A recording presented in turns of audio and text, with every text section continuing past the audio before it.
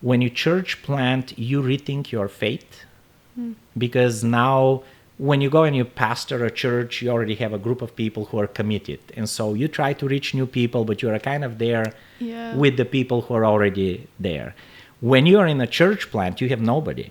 What do you think about the leaders that stay away from AI? What do you think? What would you say to them? I think they need to educate themselves a little bit of what AI is. What would you say to somebody that's just stepping into ministry? Don't be afraid that your ideas are too crazy. My dad was a pastor. I grew up in a pastor's home, which I'm very blessed with. But he was very nice always. He would say, hey, I don't want you to believe because I believe. I want you to kind of think through it, Does faith make sense? Why would you believe if? But also, don't just deny God because other peoples do. Think about it, Again, does it make sense to deny God, to live, with a kind of a godless life? What helped you decide through that? Yeah, for me, it was the evidence.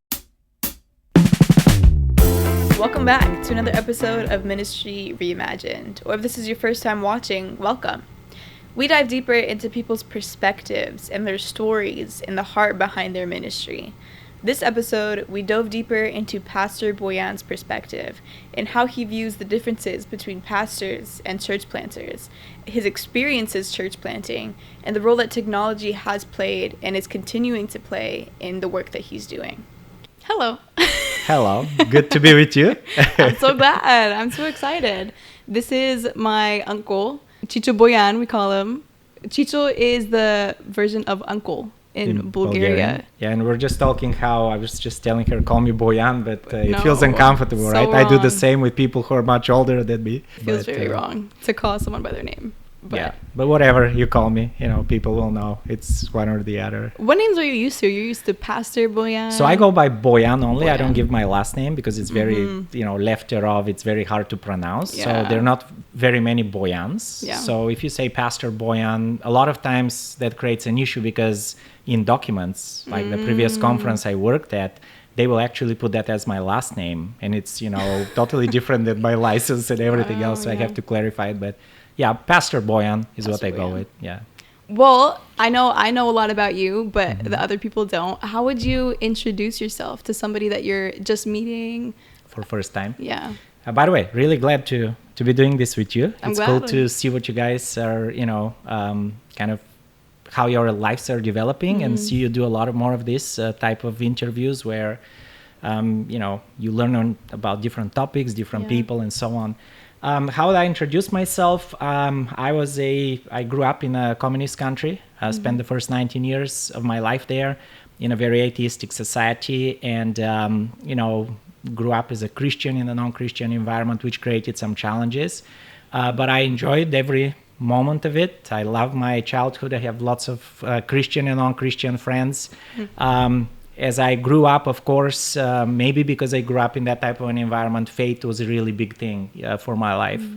And I had kind of promised God that if I have a chance to learn more about him, study theology, go into like a Christian university and be able to study more Bible and theology, I would kind of dedicate my life to that, even though I had a lot of other interests. And so that's how my life developed. I was able to come to US, study here, and I've basically dedicated my life to God.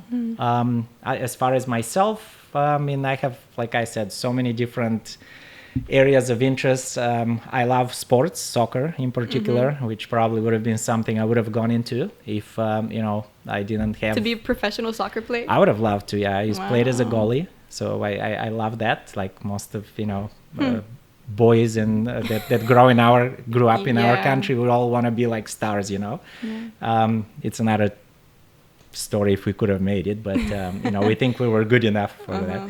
But I also like racing. I like watching Formula One in particular, racing go-karts with my son. I love art. I'm an artist as well, which is something that, What type of art? Just fine arts. I love pencil drawing in particular, and enjoy it. Don't do as much of it as I want to, but as far as something else about me, I'm married, of course, have two kids. My daughter Natalia, which are your cousins, and Timothy. They're both grown up in college now. Lived in something else interesting. I moved here from Bulgaria. I've lived in all over U.S., which is more than a lot of people who have grown up here have done. Yeah. Lived in Washington State, California, Colorado, Wyoming, Michigan, Texas, and now Maryland. So I've kind of That's experienced a little bit. Over a span of how many years? Well, I came when I was 19, and now I'm 50. So Wow. it's been 31 years. Yeah. That's crazy. But a lot of people spend those 31 years in the same state that they grew Absolutely. up in. So that's, yeah. I remember we had a neighbor in Colorado, actually, that said, I've never traveled outside of the state. Wow. And I was like, what do you mean? I can't Crazy. get settled in one state. yeah. So but it's been fun. To me, what's been interesting is to observe how people relate to life in all these different places. There are subcultures even within the same country, and just to see the lifestyle, the way people approach life, the way they view different issues has been really enriching. Is there a main difference between each of those states? So I wouldn't say states, but areas. I mean, I'll give you my kind of prejudiced opinion, okay? Coming from Europe, I love Europe. I love the lifestyle. We go out a lot. We spend time in cafes. There is a lot more social interaction. Yeah. Of course, there is public transportation. We live a lot closer together. Coming here to US, life seemed a lot more isolated. So when I went to the first place, kind of my American home in Spokane, Washington, I felt like, why are these people living out in the woods? I had no appreciation for country living. And I was like, what am I? This was America. I thought everything is going to be like New York, Chicago, LA, skyscrapers. And Spokane, Washington first didn't have hardly any skyscrapers. In fact, there are no skyscrapers there. Yeah. And then we lived, my friend's house was about 25 minutes away from the city, out in the woods. And I was like, man, I'm going to die here. We still laugh about it. Yeah. Because that became my American home, and I still call his parents like my American mom and dad. I'm like kind of my foster home. But what I noticed is on the West Coast, people work very hard, like everywhere in US, but they take time to relax. So lawyers, doctors, construction workers, doesn't matter what you do, the weekend comes and we're out on the boats and, with friends, hiking, skiing, whatever. The farther east you move, the more busy life becomes. So here, life is also, people work a lot, but I don't find them taking as much time off, where to enjoy life. Yeah. The Midwest is a different kind of place because the West Coast people are very friendly, but there is more community, I found. The Midwest is a lot more isolated. People kind of live more for each other, but they're very nice. I know there are these labels where, people live for themselves, don't bother me, they have their guns, whatever. But I found them to be very friendly, but still they live their life. And as long as you don't interfere with them, life is good, So those are kind of the way people approach life. The other big thing, customer service, moving from the West, very nice. Midwest is nice, people are very friendly. You get great services. You move to the East Coast, and it's totally like Europe. People seem to be more rude, direct. I mean, we say rude, they're more direct. But I really feel like I'm getting the European customer service where customers doesn't matter as much. If I own the store, it's my business. That's another interesting kind of. So you feel at home in the East Coast? I do, but I miss the. Yeah. I like the Midwest. I love Texas, just because of the weather. I think I grew up with snow and cold weather, and it's been interesting to experience that. I bet, yeah. So many different in the same country. So many different things. Yeah, that's really cool. So I think we should get personal. Okay. As the banner behind you says. All right. I'm thinking about when you were still in Bulgaria in like your early years of your life, was there ever a time where you felt like maybe ministry or like where you struggled in your faith? Was there ever a time where you didn't want to go into ministry? My desire to go into ministry came towards when I was 17, 18, kind of 2-3 years before I journeyed out west to study. theology and ministry. Before that, there were a lot of hard moments. Just because I remember, in fact, I was talking with someone about this just like a couple of days ago at the Bible study we had together. We were talking on Bible. We had Bible conversations, and I was telling them it was interesting because when you grow up with best friends that you have, and when I say best friends, I mean people who I can call them right now, some of them, and I still can, ask them for anything and they'll do it for me. But people who don't believe in God. People who have grown up in a society where to believe in God was funny, was for the stupid, because that's what the communists used to say. The Bible is a bunch of myths. You're believing in fairy tales. It gets on you, especially when you're a third, fourth grade kid. And so I had to. My dad was a pastor. I grew up in a pastor's home, which I'm very blessed with. But he was very nice always. He would say, "Hey, I don't want you to believe because I believe. I want you to kind of think through it. Does faith make sense? Why would you believe but also don't just deny God because other people do. Think about it. Again, does it make sense to deny God to live with a kind of a godless life?" And so probably the biggest struggles for me have been reflecting on, does it make sense? Is God a fairy tale? Especially when, again, you grow up day after day in an environment where you're constantly told, well, science is everything. We came through evolution. Anything else is just a made-up stuff to control the people. Religion is there to control the masses. The whole idea of, the communist philosophy. And so I had to, from early age, I had to try to read and, think and reflect and talk. I had friends who are, until today, they don't believe in God. And we've had conversations where I've had to tell them why I see that believing in God makes more sense than living without faith. But to them, it doesn't make sense, okay? So, my biggest struggle was that. Considering, is there a God? Does it make sense for me to believe in him? And am I stupid, really? Or am I really making a choice that makes sense considering the evidence around me? The rest of it, really, I mean, a lot of times you talk to people who have grown up in environments where they've been persecuted for their faith. And yes, there was that as well. But when you believe in something, what I realized, no one can take it away from you. People can kill you, but they cannot take your freedom away. You submit you kind of surrender your freedom because you're afraid.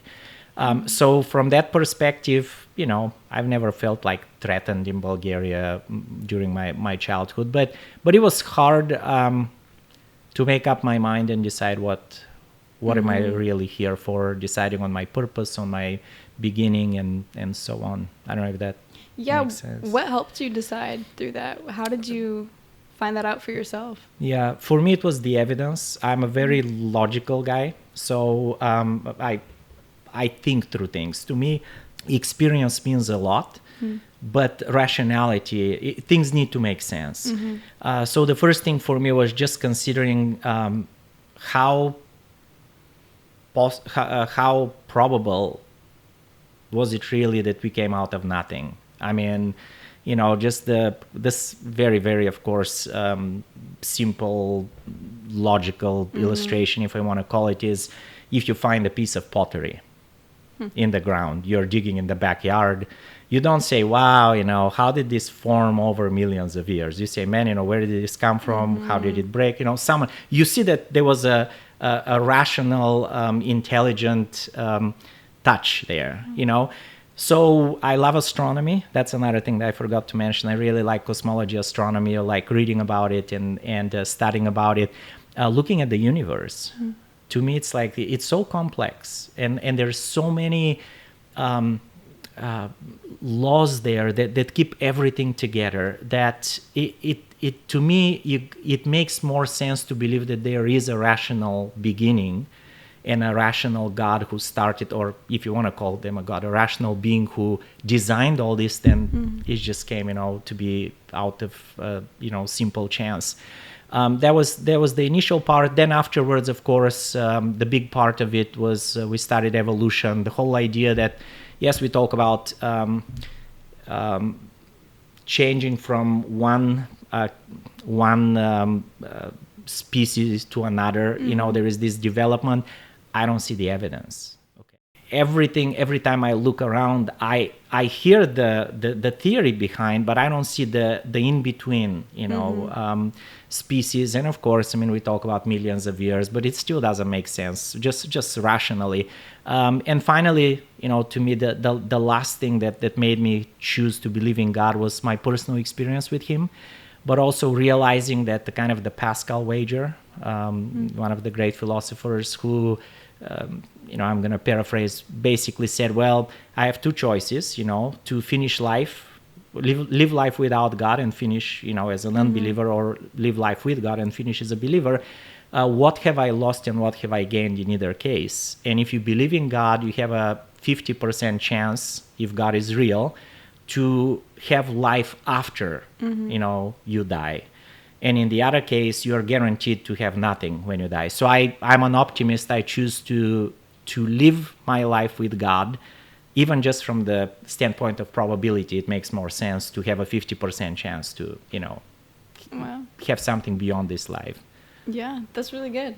I think that's really cool how the more that you learn and the more that you research and learn about cosmology and astronomy, the more that you learn about it and the more that you research, the more everything for you points to a creator. Yeah. And I think that's really cool. I'm wondering, from that belief that you've found for yourself and you've researched and you've decided that you're gonna believe, what made you want to work in it and to work in ministry and to expand? That's kind of an interesting question, because I've wondered myself. It wasn't like a one point where I just heard, okay, you should go and be a pastor, but probably the biggest factor that influenced my desire to dedicate my life to working for God was seeing what happened with the lives of some of my friends who were non-believers. Basically, it's very easy to lose sight of what you live for and give up on life when you have no hope. There is no real purpose beyond this life. I have friends who are extremely intelligent and ended up being like drunkards and, basically ruined their life when they could have been geniuses. They could have been inventors. They could have, I studied with them. I know I used to even feel with some of them, man, you're a genius. I wish I was able to intellectually absorb knowledge the way you do, because we're different people, especially one of my friends who had photographic memory. I was like, man, this is so cool. We'll joke about it. We'll open a textbook and he'll look, and then you shut it down after 3-4 seconds and he can almost recite everything. So seeing how some of my friends just ended up doing nothing with their lives, because communism, even after communism, it was very hard to really succeed, start a business, do something, great with your life. Made me very sad, and I try to encourage them, even without talking about faith, just for them to have something to live for, and then of course seeing other friends of mine, how even if they chose to have a good life and kind of achieve something with their lives, they still had kind of no purpose. When life is over, it's like, it's pointless still. Everything seems pointless. So I felt like, man, what I have is something that I feel is so valuable that I would rather dedicate my life to that, to help people, at least give God a chance, than just let them kind of die in their discouragement and disparity. And I know that's, of course, is from my perspective as a believer. Some people might say, well, you're chasing a cause that, is irrelevant to anyone else, but you believe in, and that's why you're pushing it. Whatever the case, I would rather share what I have found in God, including the personal experiences with others, and encourage them to give Him a try, than just to say, well, I have what I have, you do whatever you want to do, and let's see what happens at the end. So it's my passion for people that I know. And from there, of course, I developed my passion for unchurched young adults, people who don't have faith, especially in the formative years of their life. And even though I'm 50, my passion is still that, to ask the questions, to help young adults and young people think about these questions, and and how that could transform again their outlook of life. And so that's what made me decide to journey into, committing my life to just God and sharing the good news about faith in Jesus. So that's good, because you're not just a regular pastor in a church that already exists. You're a church planter. Yeah. What's the difference with that? What drew you to that? So church planting is for pastors who get bored to just babysit a church. Well, no. It's pastoring is more than that. Okay. I like business. So if I wasn't a church planter, as much as I like art and all the other stuff, I would probably just be doing business. I like entrepreneurship. I like starting new things. I'm a visionary. I found outside of the reasons why we church plants, which we can get into, why we should church plant, why is it very biblical and very important thing to do. To me, it brings a kind of combines both, where I can start a church, which is in a way a business, an organization. I love organizational development, leadership, strategic planning, and so on. So it allows me to stay faithful to kind of what I feel I've been called to do in life, to reach people with the message of Jesus, but in the same time help create these new entities, these new spaces, these new communities of faith where people can connect with Jesus. So that the difference is that you don't have a church, you have to start your own church. Or in other cases, you have a church, but you say, hey, I'm going to start one more entity in a nearby town where, let's say, there is no church present, or you feel that the churches there have become irrelevant. So you want to bring something that's fresh. The other big thing about church planting is that when you church plant, you rethink your faith. Because now when you go and you pastor a church, you already have a group of people who are committed. And so you try to reach new people, but you're kind of there with the people who are already there. When you're in a church plant, you have nobody. So you start, getting few people who are as excited as you are. You have a core team of 10, then you grow it to 20, 30 people. But then from then on we need to reach out and help people connect with that message of Jesus in order for the church to grow. And that makes you ask the questions, just reciting the same things I used to recite in my church doesn't work. They don't make sense to people. So why am I believing? You start asking yourself the question, how do I explain that to somebody who is new, who doesn't have that experience, and just keeps faith more real for me. So that's kind of why, and what the difference is, and why I've chosen to do it. That's really cool, because I think when a lot of people hear that someone's a pastor, no one ever thinks about the business side, or that you can even have a business side or an entrepreneur. You can be an entrepreneur while being a pastor.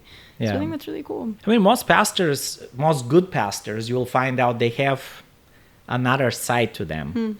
Some of them like counseling, because you do a lot of work with interpersonal relationships and helping people in difficult situations, or helping them through life coaching and relationship coaching.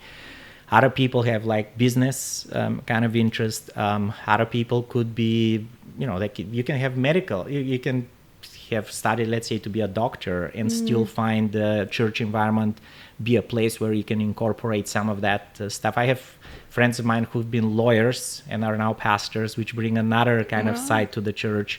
You can be anything. Pastoring is not a profession, it's a calling. So you use all of your other gifts together with your biblical knowledge to impact people, and you can do it in so many different ways. So, is there a story that you have that you've really seen the difference in a community that you've church planted? Probably. The best church plant, I've done 3 church plants. I have friends who have done a lot more.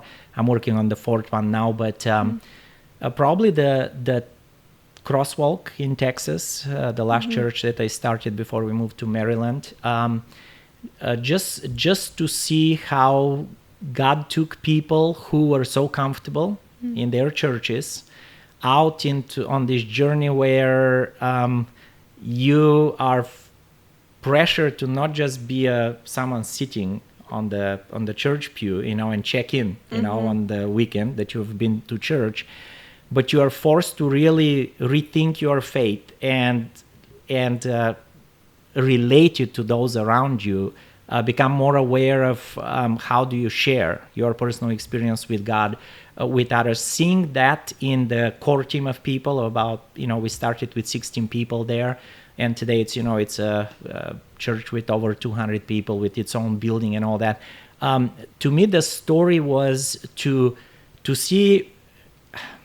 I don't know if I can verbalize it. To see the transformation of someone who has taken God for granted to now become like an apostle, a missionary for him, a disciple maker. In other words, how do I take my faith and really share it with you, and I can help you walk along to find Jesus. This is on the church side. Of course, seeing lives of people who have just joined the church, who have found hope again. Probably the best story for me wasn't from a church plant, but was in Wyoming. There was a gentleman who had a motorcycle accident and was a professional guy, but had given up on life because of it, got into drugs and all that. And I remember just walking him through the Bible and what God can do for him, and seeing him just get out of his depression and becoming, active with life again. And how God transformed his life was one of the best experiences I've seen. So, and at that time I was a very young pastor. I had worked only for 3 years, didn't have some of the knowledge I've acquired over the years now. And so it was God, just someone letting God give them hope and transform their life and get off drugs without me taking them through any recovery programs and all that. You see the power of God in such strong ways that you're just saying, man, I believe in God even more because I see how powerful he is to transform the lives of others. Yeah. A couple questions ago, earlier on, you said something about how... Or pastors babysit churches. Yeah, it was something like that.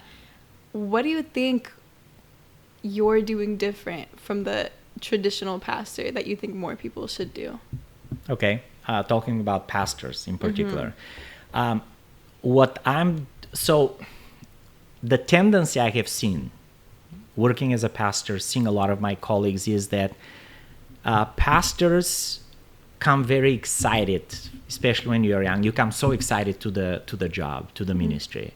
And you want to change the world, and you have all these ideas. But when you go to a church, the church expects you to visit, to preach, to take care of the business of the church, be sure that everything is paid, everyone gets along, and you become literally like I don't want to call it a babysitter, but that's the tendency. You become what we call in biblical terms a shepherd. You're there to comfort people, be with them, which is a huge part of ministry.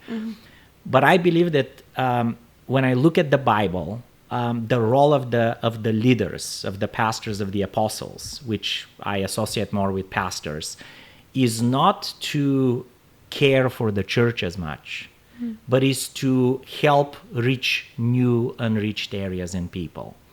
And so that has impacted how what I would call my philosophy of ministry has become. I'm not here to preach and give Bible study and visit and comfort, okay, even though I do that and I love it. I love people, I love visiting and all that. I always do that in my ministry. My job is to create a community, empower people and equip them to do that for themselves, so I can take few other people that are like me, passionate about reaching a new place, and move on to a new place. Or empower them to move on and reach out new community of believers. Because otherwise I feel, at least because of my calling and my gift set, I feel I'm wasting my time if I just sit and do something for people that I believe they can do for themselves. In fact, biblically, if you look at the role of the leader, like Paul, Peter, the apostles, they were not there to do the pastoral work, the care work, the pastoral care work. They were there to preach, equip and train, and then let the elders of the church, that's where the whole idea of elders of the church comes in, even, and I'm not going to get into the biblical terminology and all that. But literally, the elders were the ones who will take care of the church, while the pastors and the apostles would continue the mission to spread the gospel. Paul will organize a church, then he will set leaders, and then they'll go. There is a very interesting story in Acts 13 when the church in Antioch was established, and it was in existence about a few years. And at one point, it says that the elders were praying, and the Holy Spirit came and said, "Take Paul and Barnabas, who are their their pastors, take them and send them out now to new places to start church, new communities of faith, while the elders take care of the church." So when the Holy Spirit came, when God came to these elders and to that church, he said, "No, don't send the people you don't like, or just pick 2 people and send them out, but keep Paul.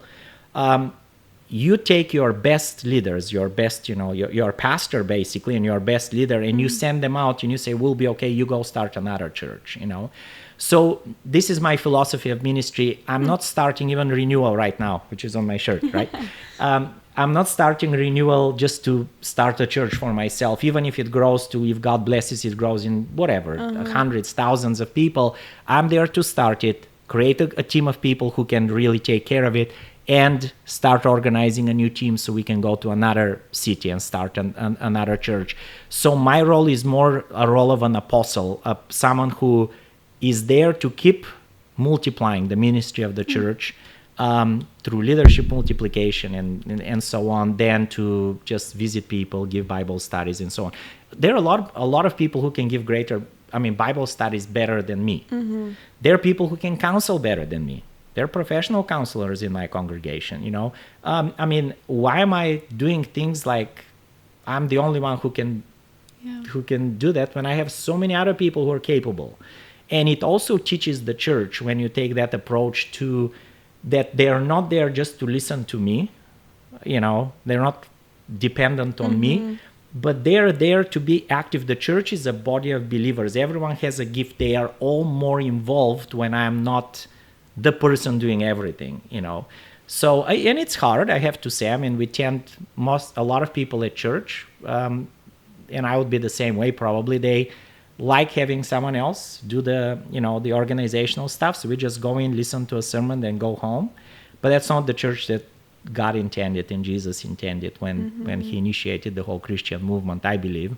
And so, I believe in short, I believe in leadership development. When you multiply leaders, you have a lot more people who use their gifts to be involved in church, and you have the ability then, when you have enough leaders in the church, to take some of them and then multiply, go to new places. You can start 3-4 church plants if you have enough leaders developed. So, wow, yeah, I think that's really cool and really rare to see.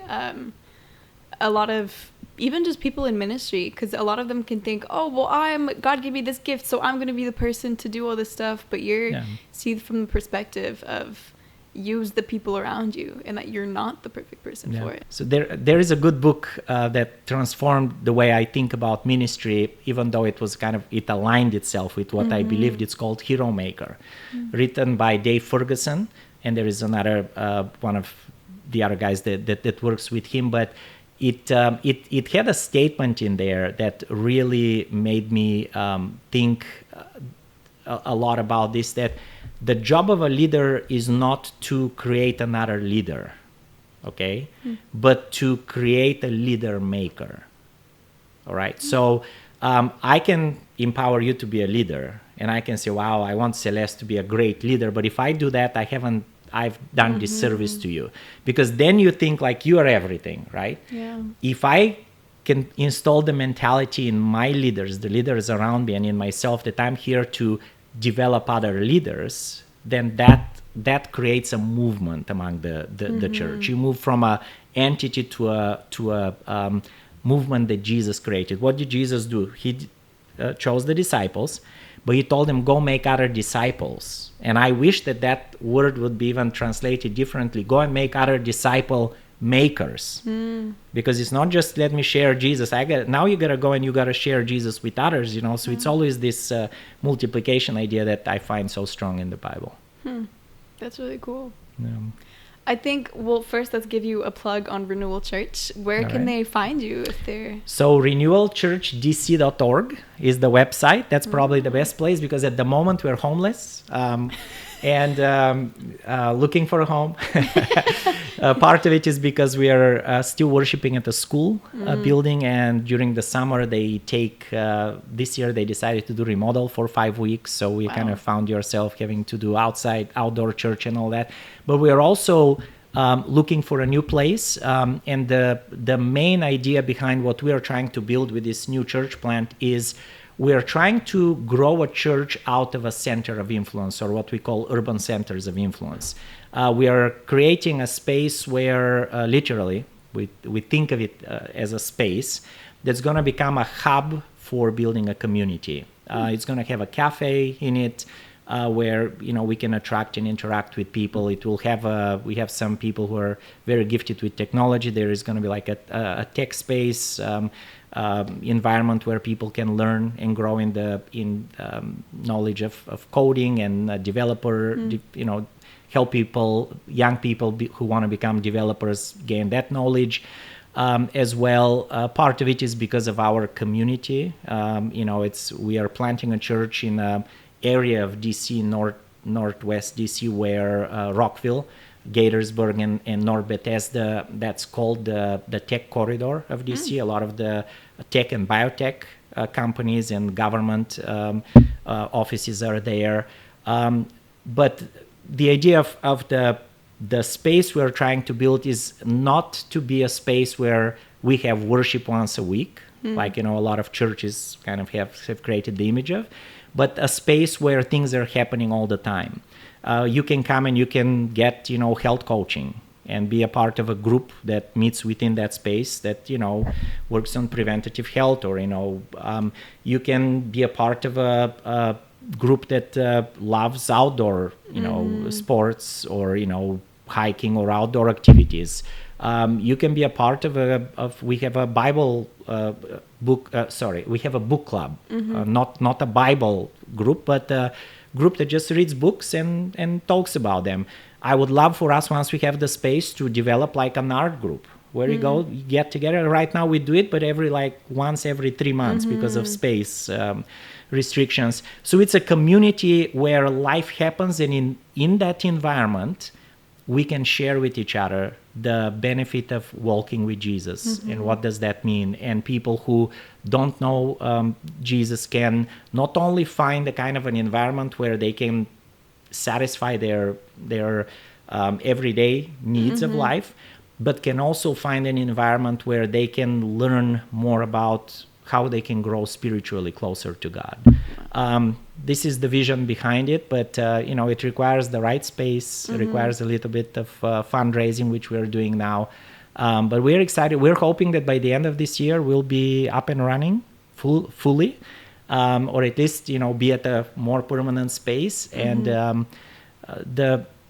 as far as like what people can see there, that I hope people can experience, is an environment where you can have open conversations about faith, where you don't have to worry about how people will perceive you if you say certain opinions, or if you express different opinion, or you challenge some of the Bible doctrines or the beliefs that other people might have. It's a place where we all can openly talk about God, about issues, about questions, help each other grow, and together find ourselves back, our way back to our Creator God. So that's awesome. Yeah. I think it's really cool how it's not, because church has just been known for, and when people think of church, they just think of, it's a place where I go once a week, and that's it. Yeah, and I mean, even our worship service is designed to not be a lecture or just a sermon that people sit down and listen to, but be a lot more interactive. And I have to admit, it was hard to transition from pastoring for years in a place where you have your sermon and everyone sits and listens or sleeps, whatever. but to a way of doing worship where you let people interrupt you, ask questions and stuff. Because again, I mean, it interrupts your train of thought and all that, but it creates a lot more relevant experience for everyone. And so, there's still a lot of things to learn, but our focus is professional young adults. We want to really not only do church for them, but we want them to come and help design the worship experience. So it's still a project in motion. Project in motion, being designed as we go. And we hope again that it will be a place where people would love to come, because it's not what we've done for them, but it's something that it's a community that we're building together. They're a part of. So I'm excited. We'll see. Maybe in 6-8 months we can talk and see how things have gone with Very that. True. Very true. Well, if you guys are in the Rockville or DC area, Northern DC area, area, just look up renewalchurchdc.org. Very cool. Would love to have you. Yeah. You said something about technology, which I think is also, from my perspective, very rare from pastors and people in ministry to be talking about technology. Yeah. How do you view it in the aspect of ministry? Do you think those two should be something separate, or can they help each other? Oh, they can absolutely help each other. I mean, I have found that any area outside of not just ministry but theology, could enhance the experience of the church experience. But technology in particular, because it provides, first, it helps a lot. I mean, let's take communication. I remember growing up when we got our first wired phone, and we were not one of the first to have it because it was expensive in Bulgaria. But how cool it was to call somebody, when the phone rang, it was like a celebration for me, when I was a kid. Now we have the phones in our hands. Then I remember my first mobile phone when I was in Colorado. This is 97, 98, and how cool it was. I was one of the cool people with a cell phone because I was traveling, and now we have our whole lives there. And it's a real blessing because we can communicate, we can stay in touch, things get done a lot easier. And of course, I mean, I'm talking when you use it in a healthy way, because technology can also bring some addictions as well and challenge us affect us negatively in our productivity if we don't manage it well. But it's like every innovation that comes in life. You have to learn how to use it properly. But I believe that the church for a long time has been shying away from technology because we feel like, there is a lot of bad things that come. That happened initially with TV. When video came, we're like, this is of the devil, right? You read some of the older articles and stuff about the media.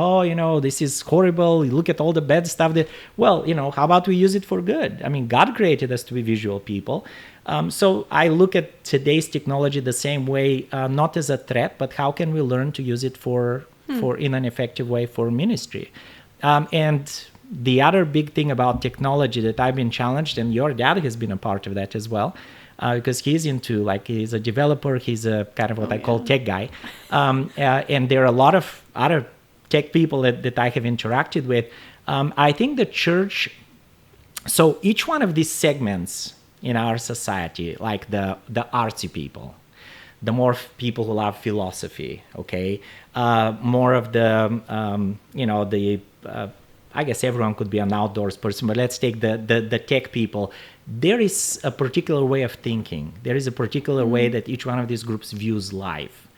And my desire is, with technology and everything else, is to create that space where those type of people can connect with each other and with God, and see how we can facilitate an environment that will, sometimes we try to have everyone connect to God in the same way. And I believe that there needs to be a lot more segmentation within the church community. So this is where, when I talk about renewal, I talk about it as being a space. In fact, our life center is going to be called Renewal Life Space, not a center, because we want it to be a space where different communities can exist. We create the space where people can come, connect with God and with each other, and find renewal our motto is to help people find renewal for their life, relationships, and faith. So we want to create those spaces where people can do that. And the technology, I guess I look at it more creating a space where tech people can connect, but also creating help. We want to have that group of people, of tech people, help us. And I'm talking people who are not as, I'm relatively tech savvy, but I wouldn't call myself a tech guy, right? I would like to establish like a conversation between these groups where I can ask my questions and say, hey, let's say AI, okay? How do we engage it in a healthy way? Here are my concerns, here is what doesn't make sense to me. And have some of the people who are more familiar with how the whole AI environment works and its possibilities talk back to me and say, well, here are ideas, don't be afraid of it. Here is how you can use it. Here is how you can protect yourself.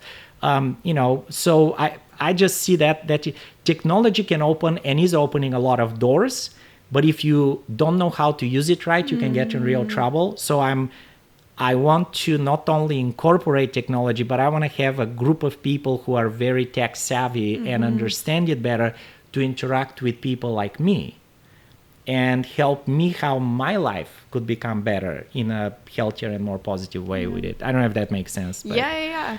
I think it's interesting because when you talk about AI, I've had a lot of conversations with ministry leaders that are scared and shy away from AI because they think it takes away the personality of it and it makes it a lot less personal. How do you view that? I mean, it could, okay? If you just go, it could become a crutch, an unhealthy crutch, okay? I'll give you an example. I can go and just say, hey, ChatGPT, write me a sermon on forgiveness, okay? And then I look through it and I say, okay, let me go preach it, okay? Pretty soon people will start feeling that because my heart is not into it. If kind of knowing how a sermon is developed so if you use it wrong, you can just write a message. Well, write an email. Well, you read it and AI is, I'll never forget the first time I got exposed to AI, the guy who was presenting said this that has stuck with me. AI is like a really, really intelligent administrative assistant you got. They graduated top of their class, but they have no experiential knowledge. They have all this, knowledge they acquired, book knowledge, because AI has access to all this information, but they don't know how to apply it. So treat them as a very intelligent person, but also as a person who doesn't have the experience. So you'll have to teach them, train them, help them use that knowledge into like in effective ways. So I'm not scared of it. What I'm scared of is for myself and others is to misuse it, to make us lazy, because that kills creativity. Whatever I personally believe, and I know we've had those conversations with your dad and a few other of my, friends who are big into, they understand technology a lot better than me and AI better than me, but I have a hard time believing that AI could really become as creative as a human being, okay? Because human beings can have this spontaneous creativity. I don't have to know anything about lighting all of a sudden to see a new way of using light, I look at AI, again, from my understanding, more like analyzing and coming up with new ways. As a person, I believe can get a creative idea just like that out of the blue. It's like this light bulb that goes in. Don't know if AI could ever get there, and that's a whole nother topic. But I want us to keep our creativity because that's what makes life beautiful. I'm a visionary. I like creating. I believe that's what really makes life interesting. But AI can help us along the way in many ways. I mean, it can do a lot of the daily routine stuff that right now an administrative assistant is doing. It can have, to me, one of the best things is learning how to have conversations with AI. And I know it sounds crazy, but say, hey, here is what I'm thinking, here is the idea I've developed, here is my sermon, thoughts and outline and all that. If you're think as a young adult, okay? Let's ask ChatGPT, think as a young adult. What are some things I'm not thinking about? What are questions I'm not asking? Learning how to use, some of the AI stuff that way for me is very powerful. For other people who are in different, life occupations, of course, the application of it will be different. But I believe that AI could become it can take place of the that debate partner or a creative member or whatever member that I don't have on my leadership team, can be generated artificially. And based on that can help us make better decisions because it has access to analyzing a lot more data, demographic data, and anyway, so. Yeah. What do you think about the leaders that stay away from AI? What do you think? What would you say to them if you could? I don't want to sound like I'm putting them down, but I think they need to educate themselves a little bit of what AI is. Of course, there are a lot of dangerous paths that AI could take, no question, and a lot of the, kind of the forefathers of AI and the people who developed it talk about it. There's so many resources online that you can find to hear about the dangers of it, but just educate yourself, learn more about the possibilities of it. And more than that, find someone who understands it that can help you learn how to use it effectively, and you'll find it extremely, extremely helpful, even for simple things like writing I want to send, let's say, just a social media post to the whole church. I can put just few ideas there and have it crafted, and then I go back, I look through it. It saves so much time.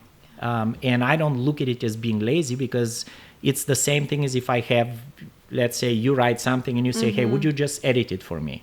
So, it can become an editor there are a lot of ways that you can use it. And I'm sure that there are ways that I can't even think of yet of what AI could become and how it can benefit me.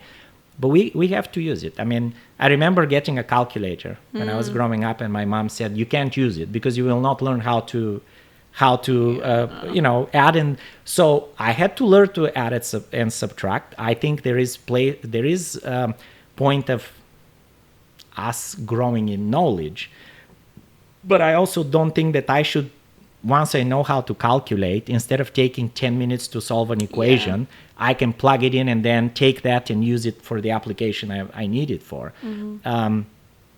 So I mean, and to me, the other side of AI that probably, someone like your dad will laugh about, but to me, it's the interactive part. And I keep talking about this. I would love for our church, because again, of the tech focus that we want to have in creating this space for tech people, that they can connect not only with each other, but brainstorm of how they can take technology and impact the world around them. I would like for us to have like AI present to interact with kids, young people, instead of them playing, games on their phone. How about having a Bible conversation with an AI, artificial intelligence person there, character that's created? Maybe having sermons where we can all ask AI to interact with us, not because we can do it with people, but because it kind of arouses curiosity of people and creates interaction that every new tool can create. So I think it will be cool. Imagine walking into church and being able to have a conversation on anything with an AI that you can't offend, and you can just ask, just play with it. Anyway. Yeah. I think your calculator analogy is really interesting, because I think everybody should learn how to add and subtract. That's like a basic human skill. But also the calculator lets you take the time that you would normally take doing those basic equations to help you do a bigger equation, and something that can just take you so much further. And I think that's really cool. And so the drawback of that side, of the calculator, and I don't know if I mentioned that, is that you might rely on it so much that when it's not present, You're can't, lost, yeah. you don't know how much money I need to give you back in the store, or do you have, simple. So I think it's the same thing with using AI. You have to know how to write. If you're going to expect AI to write for you and you don't know how to, literally write, I mean, to me, that's a tragedy. Okay. There's if you, same thing with phones. I know a lot of young people, they love communicating through nonverbal methods like text, social media, and so on. I think there is something, and I've done that sometimes just for the fun of it. I'll ask everyone to leave their phones, and we are forced to just be there, be present, no outside contact, even with some of my leaders in my previous church plant, because there is a need to learn to interact. The normal social interaction will not develop unless we force ourselves to be there. Once you have it, yes. Then you can technology delegate. can become a lot more helpful into that. Yeah, that's good. When you look back in your time in ministry and even before ministry, just your time when you were younger, what would you say to somebody that's just stepping into ministry? What's something that you wish you knew? Probably don't be afraid that your ideas are too crazy. Okay. Don't think that something is impossible. And the second important thing to me is don't look at ministry as a job. Because if you approach it as a job, you'll have a very hard time and you will make a lot of mistakes, because you will be forced to live your life as a pastor based on what other people want to make that pastoral job description to be, rather than what you are called to do. I always tell people, if you are not going to continue to do ministry, if right now I stop paying you, then don't go into ministry. Because when you start, you want to be as a young person, and a lot of the young pastors that I've worked in my life to mentor and to coach, they have so much passion, they have so many ideas, and unfortunately, if you don't let yourself to let God help you implement those ideas, which I believe a lot of them are God-given, they're not just your own imagination, you will end up hating ministry, because ministry will become boring. And that has happened to so many pastors. We're losing a lot of our creative pastors because, again, of the expectations that the church puts on them. You're there to visit me, to take care of me, to preach to me, whatever, but give Bible studies to everyone around me, instead of really doing what God has called you to do. And of course, probably the other most important thing is you can't please everyone. You work for God, not for people. That's and if big. Someone doesn't like you, it's okay. Yeah. It's hard to, because, and I this is not, I don't know the official statistics, but I would say that majority of pastors like, admiration, and they like being affirmed. And, so when no one tells you, hey, this was a great sermon, or no one, and you hear only usually the criticism, it hurts, and it hits you. So remember who God made you, and just don't let other people define who you are. You just keep going, and if people don't like you, it's okay. They'll find another pastor, another church. Yeah. But don't be arrogant as well. Yeah, learn and grow. So there are a lot of things. Yeah. I don't know if I've learned all of them anyway. So no, it's hard. Yeah. I think even with the people pleasing, especially with pastors and churches, there's I think there's a market for everybody, because I think there's some people's styles are just different, and some people like certain styles. And so absolutely. Yeah.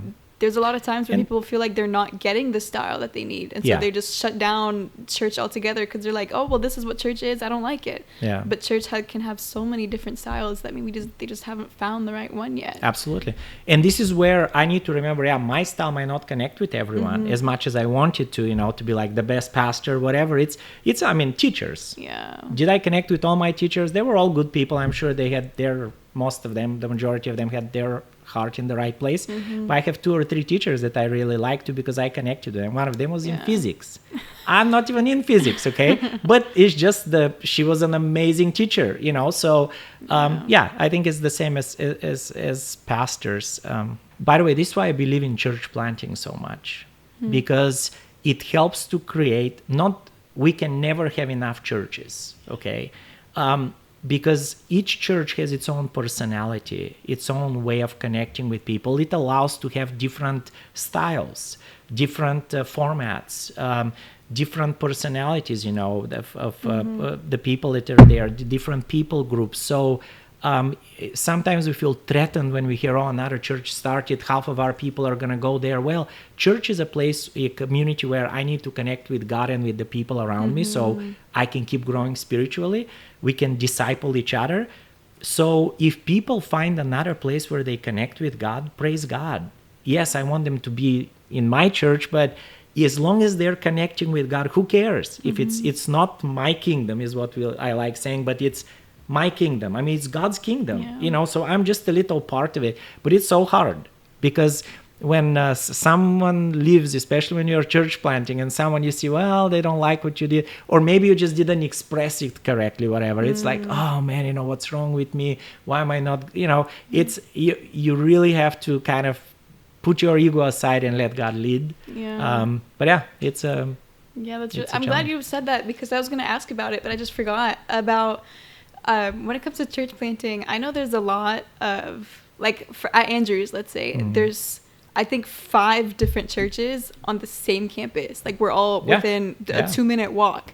And so even in other places where it's like there's so many different churches in the same 10-minute radius of a city, and we're like, if there's another church that's being planted, we're like, well, why? Yeah, so it depends why you plant it. So you always have to ask yourself, why am I doing this? If I'm doing this because I don't like Celeste, I can't stand her, okay? I mean, you know, let's say you have a member, I don't like the pastor, I don't like how good they do worship, I can do it better, but no one invites me. Well, maybe there is a reason why they're not inviting you, right? Because again, I mean, if you do it for your own sake, I want to just do it better, kind of to show you how much better I am, then don't do it. Church planting is all about discipleship. Connecting new people with Jesus, and maybe helping yourself have a better environment to connect with Jesus. As long as it's done for that purpose, I don't mind having 100 churches within 10-mile radius.